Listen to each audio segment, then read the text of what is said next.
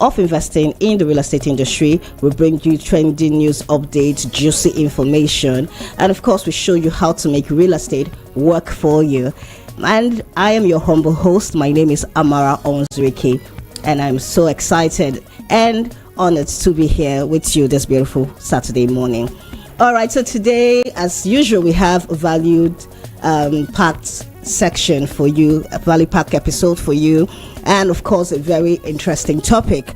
And I also have a guest in the house who I'm going to be introducing shortly, and I'm so excited for all that we're going to be discussing and sharing today on the show. But before we do that, I'm going to head on to the news updates, talking about real estate news across the state, across the country this week. So giving you news updates on what has been happening in the real estate industry here in Nigeria. Stay tuned. When I come back, I'll dive right into it.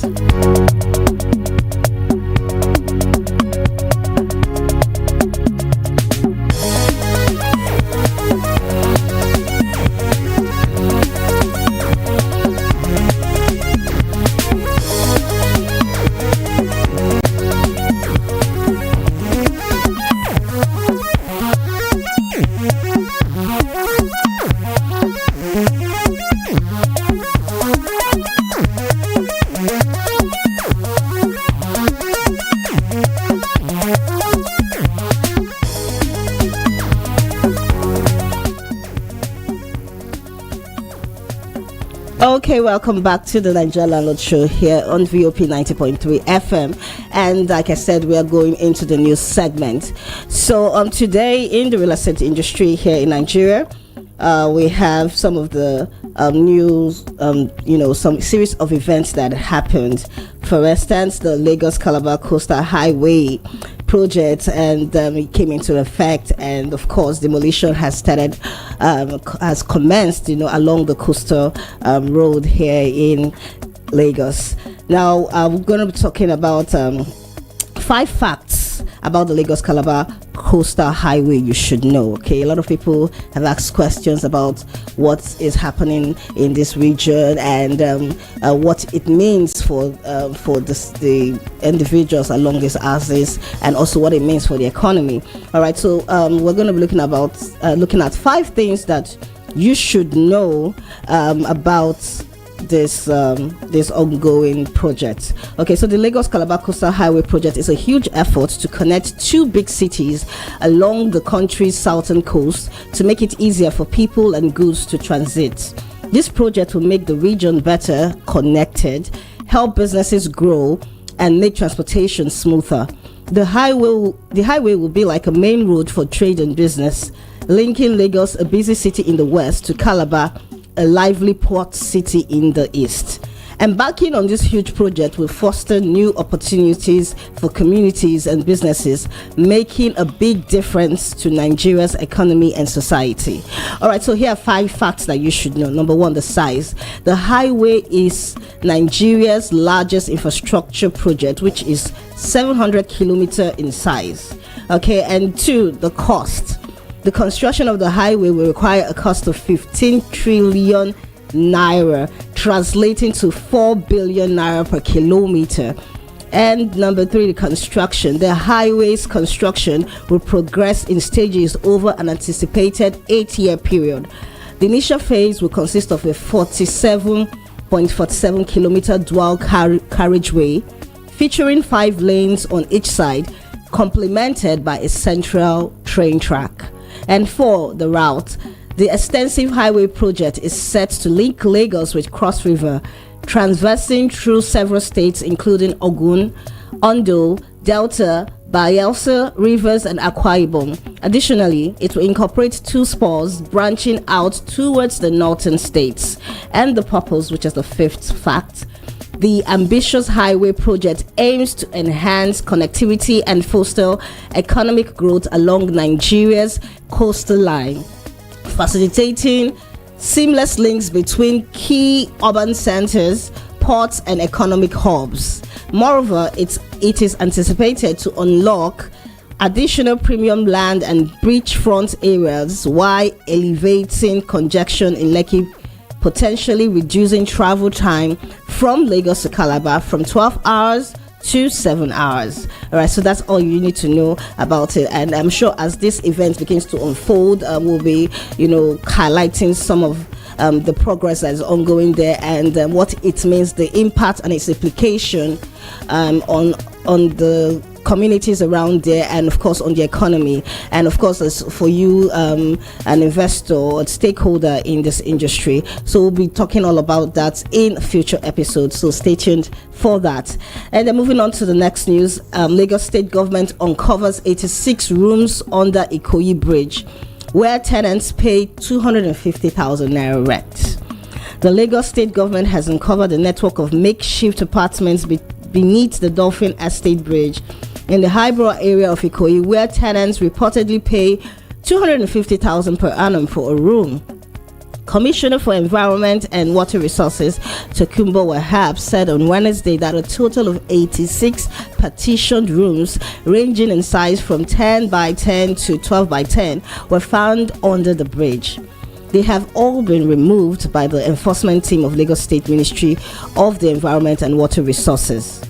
18 individuals squatting illegally under the bridge leading from Dolphin Estate were also arrested on Tuesday, 30th of April 2024, by the officials from the Lagos State Environmental Sanitation Corps, KAI.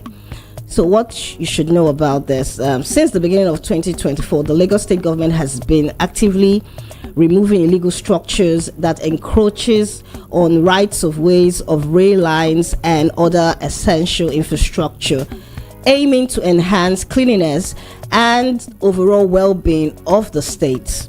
In February, it was reported in the news the removal of shanties that were infringing on the space around Blue Line Rail under the Ijora Causeway Bridge. In March, the campaign continued with dismantling of illegal structures and shanties around Jakode Estate and Mayogun in Lekki, with the goal of reclaiming the coastal road path for the Lagos-Calabar Highway project, a federal initiative, and to promote urban renewal in these areas. The government is expected to continue this campaign, focusing on illegal lines and other critical infrastructure, reaffirming its commitment to eliminating squatter settlements and unauthorized buildings that distract from the state's landscape. All right, so that's it. That's what we have for this segment on the news, and I'm very interested in this part because that's what we're going to be talking in today's episode, which is our topic: addressing housing needs amid urban migration. So when I come back, we'll dive right into it, and I'm going to introduce our guest. Please stay tuned.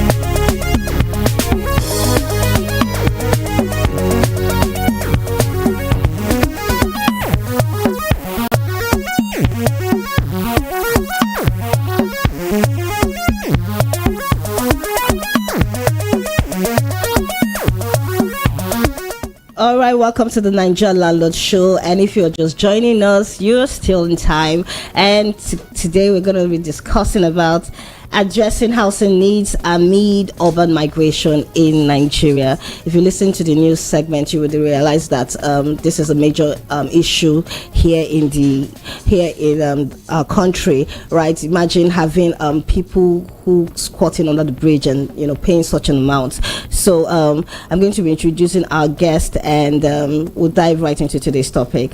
So Mr. Olatunde Dada, I beg your pardon, Abiodun, is a qualified sales professional with over 14 years of experience in the financial and real estate sector, with a strong educational background in accounting and certifications in credit management. Abiodun has excelled in various roles, from credit officer to senior investment advisor. His leadership skills and passion for building relationships have made him a standout performer in top companies like Sujimoto Construction Limited and Powton Morgan. Currently, he serves as the sales manager at Vava Projects. he's also where he also continues to drive success with his strategic insights and exceptional interpersonal skills. Join me as I welcome Abiodun on the show. You're welcome, Tunde. Good to have you. Thank you so much, Amara. It's nice having me on this show. It's a great privilege. It's a privilege. Thank you for showing up. All right. Thank you so much. So diving into today's topic, addressing housing needs amid urban migration. You can see from the news, this week what happened, and I think this is becoming a major issue here in our country. People having accommodation issues and having affordable homes to live in. Like, I know that a lot of this is affecting major cities. We're looking at here in Lagos, Abuja, Port Harcourt, and this is as a result of urbanization. Particularly people that are looking for how to improve their standard of living, and also how to get more opportunities. And so people are driven from the rural environment to the urban cities in search for better opportunities and standard of living. And now this urban population, as it increases, you can see that it has placed a high demand on the housing and infrastructures in these urban cities. And also it has escalated the challenges that these cities are presenting. Of course, they're also bringing opportunities, because having this population coming is also, more revenue coming in. But the challenges are now becoming, like worrisome, with people squatting under the bridges and all of that. I just want to know, what are your thoughts on this? What's your overview? Can you just give us an overview of your thoughts on this topic? Thank you so much, Amara. You see, the challenge of the housing sector in Nigeria has been there for a while, and it's as if we are just paying lip service to it. I see it as a problem, but it's like the whole nation is seeing it as or let me say the government is seeing it as a predicament. And it shouldn't be so. Now, as at 2010, the United Nations gave the population of gave the housing deficit in Nigeria between 14 to 17 million. That was 2010. So between 2010 and 2023, there's 13 years difference. Presently, the housing deficit in Nigeria is around 28 million. Wow. So if you look at 14 million 2010, now 20, that's about 100% increase. Yeah. So how do we get there? Now, there's a lot of factors of moving from the rural area to the urban area. Now you have to ask ourselves, when was the last time we had population census in this country? I think that was in 2006, 2005, 2006, yes. Yeah. That was about 18 years ago. So, there are some challenges in this country that we are not paying real attention. Everybody is talking about Japa, Nigerians moving from Nigeria to abroad. We are not even talking about the local Japa from the rural to the urban area. Yeah. Now, you need some basic things that needed to be done, but we are not doing it as a nation. We are not doing it as a people. What are those things that we need to do from the rural area? There are some certain things that you need to look into, so that those people there, when they have this kind of comfort, even if you want to move to the city, you just have to be, okay, let me come here and do some things. I could remember the stories that my mom used to tell us then. In late 60s, we know some people that work as farmers from the village. They bring their goods to the city. They sell, they go back. Now, we are talking about people staying in rural area. No good water system, no good road system, no security. And probably during December, some of their friends in the city go back to the village, and they're like living like a king. They want to move there. Let me give you an instance. I could remember when we were so small then, I think, late 80, early 90, 1991. My mom used to take us to our own village from Abeokuta, Ogun State, very close to Lagos State here. So she died in 1992. So of recent, I think in 2016, we went there for a mission field program from my church. And when we got there, I was trying to track the village from the road that we normally use. They call that area, I can't recall it. So, but when we got there, I discovered that the entire road system has been destroyed. Wow. What happened? We have a lot of companies, about 4 or 5 companies taking out granite, and they couldn't do a good road system there. Wow. So we have to locate that village through another road. So when we got there, I discovered that a lot of the youth are no longer there. Why? Some of them moved to Lagos, some of them moved to Abeokuta. They are trying, we want to, and now you see what are they doing in the city? Riding Mara, doing some other things, and they left the elderly ones in the village, and nothing has been done. So imagine, and I asked myself, look at these granite companies. What about CSR? Imagine if the government has also paid attention. How much is it going to cost them to build bungalow? You have granted, you have the resources, like 3.5 million, 4 million in people in the village. Give them a kind of like. So what now happened is this: after we went for the mission field, we give them generator, water, bowl. Now go back to that village. About 9 villages in that environment. The whole place is coming up again. Why? Wow. Because there's a kind of, we have to call upon some government officials to grade the road. So that alone, we make sure that those places, those area is being grown. I think when Fashola was BRF, His Excellency, former governor of Lagos State, was absent, he did a lot that Nigerians didn't capture. Some of our media didn't capture them, most especially in the north and east, like all this rural electrification, build some housing, low income housing scheme there, and you could see people, young guys coming up, opening salon, doing some other things. Why? Because so we need to pay attention to all these things: sensors, basic needs, and mental alertness. So we've talked about the rural side of it. What about the urban side of it? Yeah. Now look at Lagos State, for example. I was born and bred in Oshodi. Look at very close to where we are now. Look at Mafoloko, Oshodi. We still have a lot of houses that all this face me, I face you houses that have spent about 40, 50 years. They are still there. So what am I saying about mental alertness? Government need to come in. You need to understand that. If I should ask you what's the population of Lagos State now, we can't give a definite figure. Because as at 2006, then I could remember then the federal government was giving us a figure 9 million, 12 million. Lagos State was giving us about 15, 16 million. So now when you look at that figure now, Lagos State, from my own expectation, should be over 20 million. Now people are trooping into Lagos State. Another thing is the government cannot do it alone. Yes, nowhere in the world that the government will be there. But we need to encourage the private sector. So when I talked about mental alertness, all these people that own these houses in all these places in the mainland, main city, and other state, you need to let them understand. You see, these houses can no longer sustain the population in this environment. So if you can release your land, let us move this out build like 4 floors, high rise. So if you can release it, this is what the government is going to do. This is what you are going to release. You release 40%, you take the government or the developer take 40%, you take 60%. So if you allow it, the government give you a kind of subsidy to this. It's about education. Yeah, all this you have mentioned brings me to the conclusion that we do not have data. We don't statistics. We don't. What is actually ongoing, on presently on the field out there in the communities. And then when you also spoke about the rural environment, I'm just imagining what's happening there, because that means most of these rural communities are going through degradation, because most Absolutely. of these young people who should partake in the expansion and the improvement and the advancement of these communities are leaving and coming. So it's not just all about the urban cities. And then of it all. A lot of them don't even have a place to stay in Lagos. That's the same way some Nigerians are traveling now, they don't have a place to stay abroad. And that's why you see them coming to stay under the bridges and all of that. Have you seen have you drive through Oshodi early in the morning or late in the night? All these young boys. Yeah, we are not even talking about people from there. Some will tell you they're from Nigeria. No, we are talking about young youths from Southwest, Ibadan, Osun State. They are trooped to Lagos State and they don't have anywhere to stay. I want to come from the rural perspective. What are the primary drivers of urban migration? Because I used to look at these are things that happened, years back. Why is that still happening? What are the drivers of moving people from this rural? Because some of these rural cities are actually having opportunities and businesses are springing up there. Okay, Amara, let me shock you. Now, a lot of people say that because of a greener pasture, they want to live a good life, blah, blah, blah, blah, blah. I can remember in those days, like my uncle used to tell me that he grew up in the village. He schooled in the village. He was given scholarship. Those periods, that was their time. Let me tell you this. Do you know now, a lot of guys in the city, because I could remember the former government was trying to encourage farming, agriculture. Yeah. Do you know a lot of people are going back to that same villages that we are seeing that people are trooping out to go and establish farming, to go and employ people. Now, there's a lot of opportunity, but one of the major reasons why these guys are coming is because there are no basic needs. Okay. For them.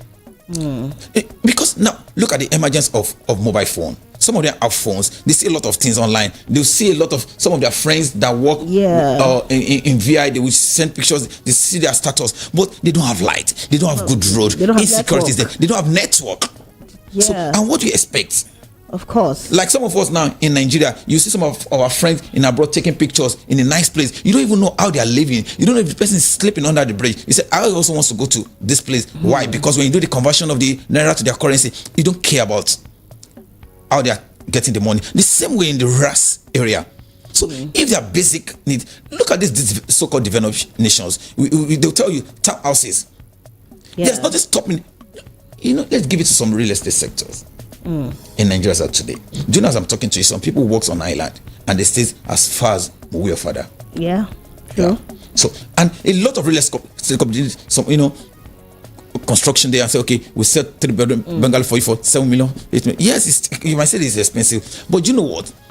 It's still the same company that are constructing their own road, they are providing electricity. And ask myself, what's the government doing? Yeah. The government can come in, they make a lot of taxes. Let me tell you, it's not as if the structures are not there. We have a lot of people that will also frustrate it. That's the truth. They give contracts, the government are, why are they not arresting? The problem of this country is so complex. Wait, okay, so let's go to the government now. How can the government address the housing needs of urban migration, considering the housing deficit? Because I know that, yes, the government, it's a collaborative effort between the private and the public sector, but the government has a major role to play here. And what do you think, what initiative, what policies do you think they can begin to implement that would tackle this crisis? All right, you see, we need a leader that will stamp his authority in this country. And it's not just about the leader also alone, also the followers. Let me take you back to around the 2012 to 2015. In this same country, there's a particular body we call the Federal Mortgage Bank of Nigeria. Yeah. And because as of 2010, when I was working with a mortgage bank, then I was the one that headed that same table. And then we have a lot of mortgage banks in Nigeria that collected that loan at 6% interest rate, and they didn't give it to those who are meant to be given. A lot. But this case have been swept under the carpet. There's some people in the ministry that connive with private sectors. And somebody will tell me that, what's the government doing? This platform are there. When BRF became, so that I was calling this man because this is my sector, so I knew a lot of things that was done. He tried to do a lot of things about, how Nigeria can have access to mortgage. If you want to get between 500 and 5 million, you don't need your equity contribution again. You need to ask yourself, how many people get access to this? So some people did, you understand? But there's a lot of frustration. So we need sanctity in Nigeria sector. So we need people that will look at it that it goes beyond just making personal gain, personal aggrandizement. So that you look at the future of the country. And what they don't understand is that if you're making this money, if you're frustrating the government, you're frustrating the citizen, you're going to create insecurity that even you and your generation to come will not be able to stand. So the government need a policy. It's not as if the policy is not there. Yeah. We just need people that have that mind that, okay, you know what, I need to do this. We need to do this for our country. Because if you talk about mortgage system in this country, we have it. We have NIMC. In Nigeria, between 2007 till now, I've not seen the kind of development in terms of a real estate sector that came up before then. We have a lot of real estate, both low income, middle income, and luxury. So, it's just about orientation now. We need to understand the danger of this. Imagine 28 million. Let me ask you, Amara, as of 2010, what's the population of Nigeria? Because as of 2006, the last population, we are talking about 160, 170 million. Now we are talking about 220 million. That means about 60 million difference. I'm just giving the figure, not the real figure now. About 60 million difference. But as of 2010, we are talking about 14 million housing deficit. Now we are talking 28 million. That's 14 million. Look at it. 100%. Double increase. And we see that a lot of real estate company is coming up. Yeah. It's as if they are not doing anything. So aside from giving out, making sure that house is available, the other basic needs. Amara, let me see this. That's what I used to tell Nigerians. When you see anybody doing something good, even despite their flaws, you criticize them, their flaws, but appreciate their efficiency also. Let me tell you, to the glory of God, I was born in late 70s. The level of road construction and provision that I've seen in this country in the last, let me say, 8-9 years, I've never seen it in my own generation. That's the truth. Imagine all that government that came before this government have done. Because Nigeria will say that, what are they doing? Road, we don't have security. What if government from 1990 have been doing this? We won't be here where we are now. So when we talk about road construction, we talk about power, we talk about security. So those who are moving, it will reduce. It will not stop it, but it will mitigate. It will reduce it gradually. So you're saying that these implementations, these policies, these initiatives have actually been there. It's the implementation and the people who are supposed to drive this. Are the issues. Exactly. It's not as if we don't have the system. It's not as if we don't have the policy. We have it. It's just the ability to say that, okay, we want to put drive it this into place. That's just it. All right. So let's look at the private sector. What do you think that the the private developers can play? What role can they play in providing affordable housing options for urban migration? Because I know that, of course, the private sectors have been doing their parts, but I think it's been coming from an individualistic angle. People come and they do what they can do individually. How do you think they can come as a body, as a group, to be able to make an impact in this urban migration crisis? Like you said earlier, what's the role of the government? First and foremost, the government have to play a major role. Okay. Like I said, during the last tenure, most of these houses that have been built, it's not the government that will building it alone. Some private sectors. You can look at it, okay, the government can come up, Lagos State, Ogun State, Kaduna, I'm giving out 10,000 hectares of land. It's not going to be in one place, all over the state. Okay, we want to do like joint venture or PPP. So in this area, we need developer. If you are able to do this at this particular budget, because you have to look at the standards of living of your people in that state. So if you can build this for us, and we have to subsidize, because the private sector we are talking about, they don't produce cement. They don't produce granite. They don't manufacture all those things. What they bring is the manpower, and they're going to use their money. So you can say that. Look at it. We are talking about subsidizing petrol for Christ's sake. Yeah. It's just in Nigeria. I don't understand what we're doing. When you look at US economy, like for example UK, when we talk about the stockbroking firms, talk about the commercial bank, is the mortgage sector. That's real estate sector. Yeah. Look at it, 28 million housing deficit. Let's just do the calculation that 5 million each housing unit. We're not busy on 5 million per housing. Multiply 5 million. We're talking about hundreds of trillions. That's about 140 trillions. That's a huge sector for us. 140. I'm just imagine just 5 million per 3-bedroom in Nigeria today.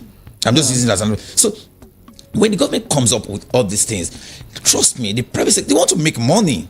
So you can say, rather for you to make 10 million naira per unit here, why can't you just make 6 million, 5 million? The government is going to give you a kind of rebate. Okay. You understand what I'm saying? Look at what the Honorable Minister Fashola did with some of our road construction. Okay, we want to do this road from Apapa to Bagada. Some people are not happy with it. Okay, we are not going to do this. Dangote, I have to do it. We are giving it a tax rebate.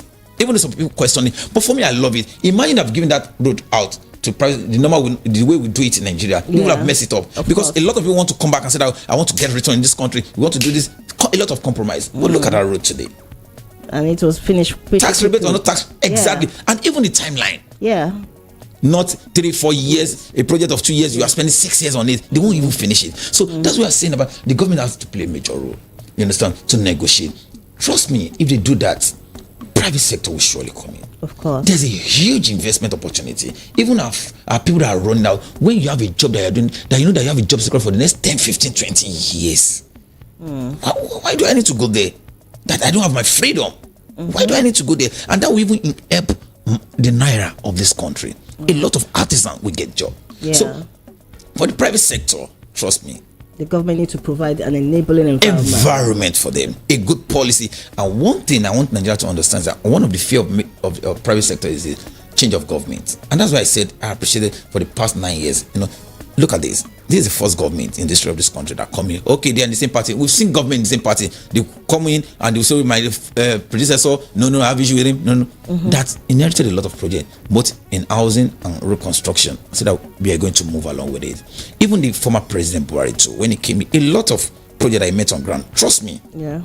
But some of these projects have been lagging in completion. I mean, they have passed the timeline for delivering of these infrastructures, and they're still not even close to completion. You see, Amara, there's a lot of factors to some of these completion of projects when it comes to Nigeria. Like some road construction, you talk about insecurity that you have to, government can make provision of that, yes. You talk about inflation, because it is not just, for example, you want to build a road. It's not road alone that the government will have to pay attention to. Okay, you're talking about insecurity. You are talking about food insecurity, not just the insecurity about Boko Haram, all this we're talking about food insecurity, we're talking about food scarcity. You understand? People they need to pay attention to, and the government needs to know how to negotiate. So either we like it or I used to tell people, the worst thing you can do for yourself is never to make attempts. Okay, there's a delay, but one day we get there. Not for us to ignore it. Okay. Thank you, Tunde. We're going on a short break. This has been really very, very educative, informative. Thank you so much for all that you have shared. I hope you have in value. When we come back, I'm going to be opening the phone lines. If you have any questions for my guest here in the house, please call in. Let's hear your thoughts and your contribution on the show. Please stay tuned. Don't touch the dial. I'll be right back.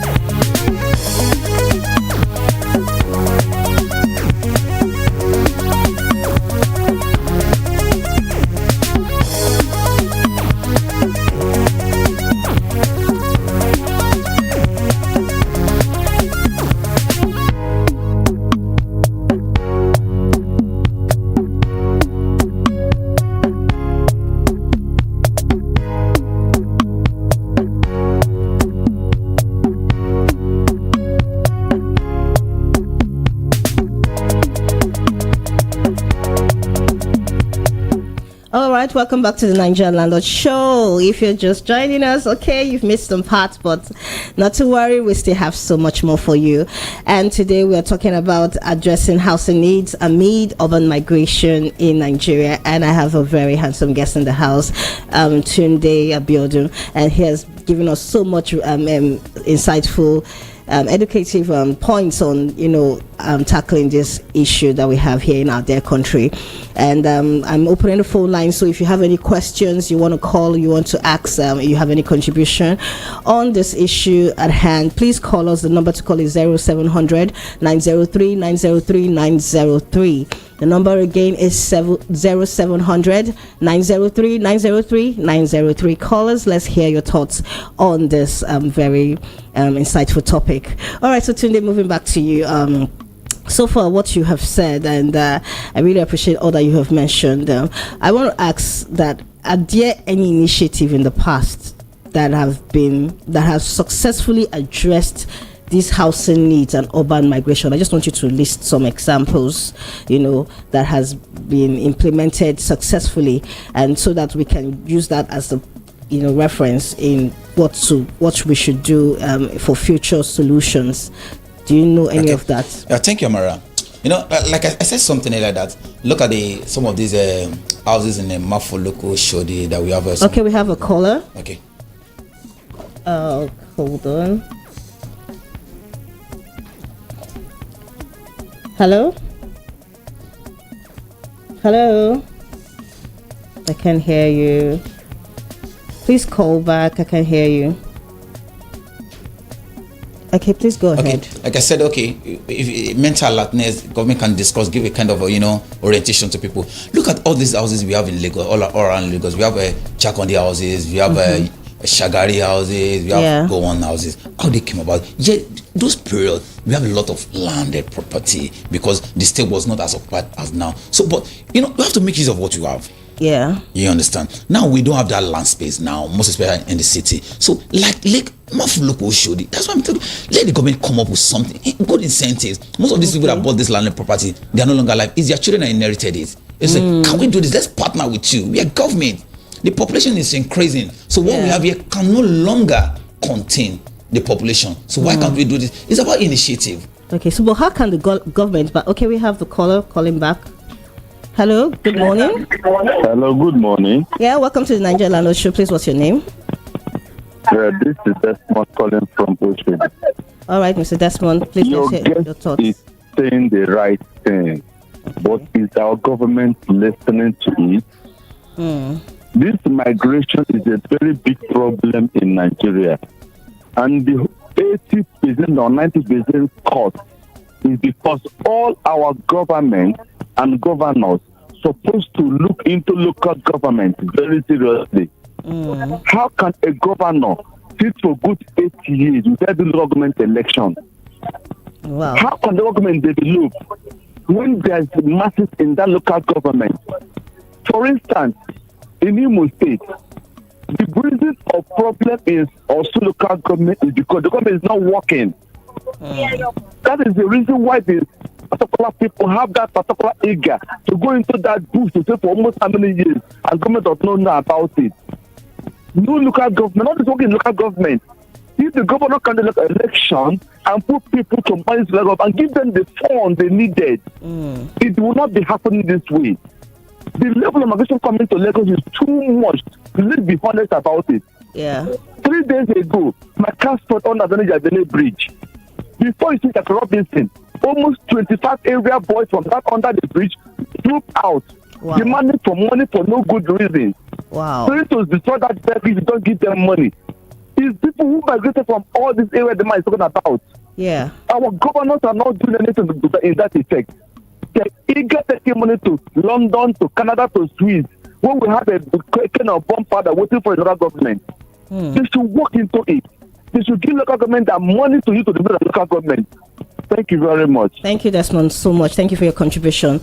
Well, it's really heartbreaking. You see this housing issues, making people come in troops to the urban cities and putting the residents at risk. You know, response to the caller is heartbreaking.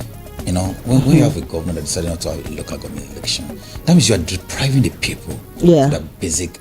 That's the purpose. They say they voted for you. Exactly. Delegate responsibility. When was the last time you has been to rural area in all the local government in that state? Now, when we talk about security, some people, and that's my challenge in this country, they will talk about security. When we talk about insecurity, oh, they should employ people, police. At this age, you don't need to employ people to go there. All you just need to do. There was a time in this state, in Lagos State, I have some friends that work in Alausa, and that was under his excellence. You know, I was talking about fashion.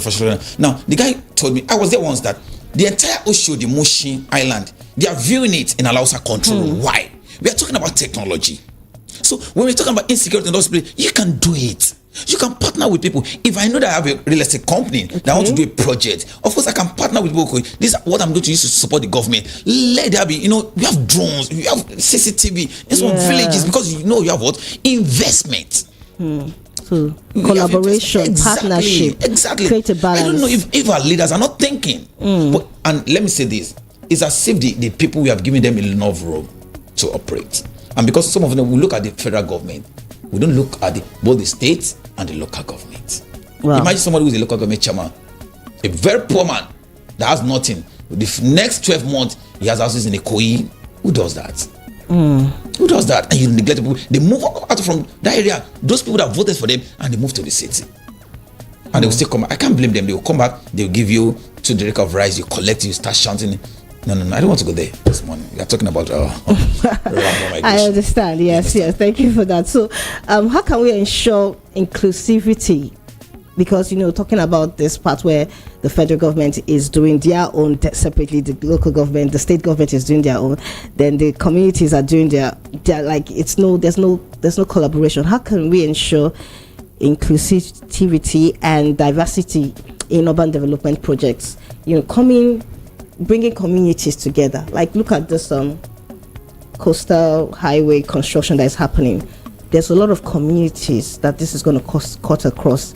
And most of these stripes and uproars that you are seeing is because most of these communities were not inclusive in the planning of this, and of course they don't know how, they don't know how it's going to affect them, what it means for them. And this is what I think makes puts a lot of loopholes, or a lot of timelines, make it so stringent for the completion of this project, because of course a lot of people will come to challenge this project. A lot of people will come to say, no, this is not working for us. How can we include community? How can the government, what can they do to include all of the stakeholders involved in the urban development and infrastructural development? Okay, thank you so much, Amara. So when you look at this issue, okay, let me take the Coastal Road for example. The first question you need to ask yourself: this project, when was it conceived? Did we just conceive it 2-3 years ago? The answer is no. No. It has been conceived for about maybe 17 years ago, something like that. Now, one of the problems in this country, most especially in Nigeria, is this: sometimes government don't really do what's expected of them. We are government; we can do whatever we like. You understand? I think we are changing the narrative bit by bit now. No matter what, even if you are government, you have to carry the people along. You understand? And sometimes some certain situation need drastic decision. Let me give you an illustration. In 2010, that was when I did my wedding. I said I grew up in Oshodi, so I met my wife also in Mafuloko. So there was a particular period then that the then government of Lagos State was trying to clear some drainages, canals, and I could remember my mother-in-law said something then. Oh, this governor she belongs to that party. Yeah. How are you going to demolish some people's houses? No, it's not. It's wrong. And I was there. I said, Mommy, no, he needs to do it. She said, why? And the truth of the matter is that if it rains within 3 hours, I'm talking about this particular street, Branco, at the back of Branco Canal, that's the area. If it rains within 3 hours, the whole community is flooded. Wow. So people are looking at, okay, people's investment. I said, no, you have to look beyond people's investment. Because number one, this place, naturally, they shouldn't have built there. Yeah. Now, the then governor, some people say very stubborn, but for me, he's one of my mentors. That's the truth of I have not met him one-on-one, but I love his audacity and the way he works. So he came around and the whole place was cleared up. After a week, there was 3 days rain. Wow. And that axis. In fact, my wife my father's house will have been flooded by now. Do you know? No single flood. No single what? You have to look at the advantages and disadvantages of the issue. You have to look at the long run, the immediate effect. What do we stand to gain? Look at this Coastal Road of a thing. Yes, okay. I like that because they're starting from Lagos State, from the southwest. It's going to affect a lot of things. I listened to the Honorable Minister Umahi. He said something that those people that their houses are legally, but they have to let it go. It's about negotiation. You have to look at this particular project. What's it going to bring to the table? To Lagosians, to Southwest, Southeast, South. Yeah. The long run, the long benefit. We are talking about project empowerment. Do you know what this is going to do? It will help the Naira. The Naira we're talking about, there's increase. It's going to help a lot of works. Yes, some business is going to be affected. We can't understand. That's why I used to tell people when we were talking about the particular company, tourism company, saying about government want to take over my business. I said, no, this is not the best way to go about it. The best way would have been to dialogue with the government. And I love what the Honorable Minister said. He said the president told him that we have to have human face on this project. Yeah. So that there's a lot of people that did a lot of projects there that were not approved. Yes, approved legally because they can't build that without the consent of some people in that ministry. Of course. That's the truth. We need to be blunt. Some people, that's why I said there's some people in this country that they need to face the law of the country, even if they have retired from the system. So we have to look at the benefit of this system, of this project. So what's it going to bring to the table? John, let me tell you one thing. The president of the country now is over 70. Umahi, if I'm not mistaken, is over 60.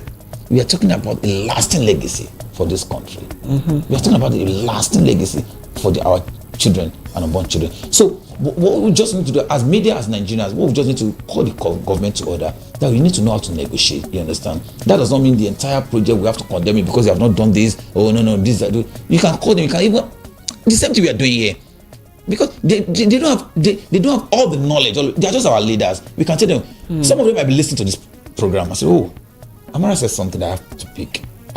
We have to make use of." That is it. Not that, when you're criticizing blindly, no, you're not making them to see the opportunity in what they are doing. Then we just need to tell ourselves the truth. For me, the Coastal Road I'm giving it 110%. Okay, thank you for your thoughts on that. All right, so the number to call again is 0700 903 903 903. The number again is 0700 903 903 903. Call us, let's hear from you on our topic today. All right, so Tunde, I want to ask that how can the government ensure that the urban development projects such as this Coastal Road and other infrastructure development that have happened over the years, how can they ensure that they're environmentally sustainable? Because we see issues where these projects are left undone, uncompleted, or lagging behind, and they're not even environmentally sustainable. They become like even an obstacle, so to in quotes to speak. Talking about, like, for instance, I was going towards this area, Maza area, the other day, and as soon as I lighted at that bus stop, I was hit with a strong stench of feces. Now, that place that was supposed to be the railway terminal has now been encroached on, and all those people, boys on the street, use that place as their restroom and defecate all over the place. Now, this has now become an environmental hazard to the communities in that place. How can the government ensure that urban development and infrastructural development are environmentally sustainable and not just a startup and quench on the roads, in quotes? Okay, Amara, you see, one of the challenges is leadership, number one. But sometimes you look at some of our leaders, the moment the person that initiated the project leaves office, the next person just ignores, it's not my project, I don't follow up. That's number one. Secondly, we have ministries that handle these sectors. Some of these problems, I used to tell some of my people, my friends that cares to listen, that some of our major problems in this country, yes, we talk about leadership, the followers, we people. Now, not just masa. Look at the BRT lane. Go to Shodi, Yanopaja. You see a lot of, in fact, you can't stand faces all over the places. Some people are collecting money to manage these places. We have managers. You understand? Are they really doing their job? And the moment you have a leader, like a governor, that's so active on it, before you know it, they say this guy is wicked. But sometimes it has to do with leadership. When the leader is weak, we have to say to ourselves, there's no proper monitoring about these things, then it collapses. And another thing that I wanted you to say is that, like this coastal road, do you know you can insure road? When you give a contract to a construction company, they need to know, you have to sign an agreement, maintenance in the next 100 years. It has to be part of the agreement. But sometimes you won't even blame them, sign an agreement. Like I said, some the government moves away, another one, they go back, they compromise, all this corruption of a thing. But individually, and Amara, I know some people listen to my probably this guy has some issue with the former governor of Lagos State, BRF. No, I love the way this man worked. Now, in my lifetime, I could remember in 2009 I was working in Ajelede on Island. A lady was inside all these yellow bus. She drank a Pepsi and threw the bottle outside the bus. And one of the guys in Lagos Island, all these guys on the street guys, pick it, ran after the bus, threw it, and told the guy, keep Lagos clean. Good. That was the mentality. A period in my life in Lagos said that you can't eat anything inside the public bus and throw it outside. Why? Leadership. And people are beginning to see it as, okay, this is my Lagos, this is my state, this is my environment. But ownership mentality. But this kind of nonchalant attitude, and the problem is that sometimes you see somebody playing on there and somebody's trying to correct. Another person, what's your own business? Are you the one? You understand? The governor will not come to come and manage that place. The deputy governor will not come. The speaker will not come. We need to have that ownership mentality. I finished from OAU. One thing I love about OAU is that no matter the Aluta, we're very good when it comes to Aluta. And I was also part of the student, Okay. So, one thing is that no matter the crisis, the moment you want to know that this person is not a student of OAU is that when they wanted to start destroying any of the property. You dare not. You can check it out. You dare not. That was what from the beginning. That orientation is there. No matter the crisis we are fighting, we are doing you can't destroy anything. That is the mentality we need to have as a nation, as a citizen. How can all these leaders? Some of them do make use of this. What about these facilities, these infrastructures that have left to be degrading and deteriorating, that have not been completed? What about that? Because if it was completed, it will be functioning. It's also about leadership. That, probably the person that started it, said that, didn't complete it before he left the office. Another leader coming. It happens even in the same party. So this is my project, abandoned. When people have to call. Okay, we have a caller. Hello, good morning. Hello, good morning, my sister once again. Hi. Please, what's your This name? is Mr. Desmond calling from Makulu. All right, Desmond, welcome back. Please, let's hear your thoughts. You see, this your guest is just saying what most of us are saying in Lagos for so many years. Okay. When we say we are mega city, we need to improve from what we are 30 years ago to what we are doing now. The Lagos of 1985 nearly changed during Fashola regime and Ambode regime. After that, it goes back again to 80. Why? Because this latest government we are having now are nonchalant attitude. Yeah. They are eager of revenue. Until we realize that revenue or increasement of everything have not helped the state on better for us. You see, very partially don't drink pure water and drop it on the road. But today, even the escort, even the policeman can drink bottled water from the vehicle and drop it on the highway. The other day, I challenged the last man who drank a bottled water and drop it on those the and I asked last man, if you are doing this, what do you expect me to do? If you can drink a bottle of Fanta or Coke and drop it and take leg and throw it on the highway, that normal sweep every day and then, what do you expect me, who am not into government, to do? All of us are inclusive. Yeah. The CRI, the lawman, the tax force, they should see reasons why we should be able to do this our state a better place. One day I suggest, before we put on the plasma on the road, if they're 100, we should take them to nearby, maybe Dubai, for 1 month, to orientate them what we really want them to work for us. Yeah, that's a good point. We need to orientate them the way the city look like.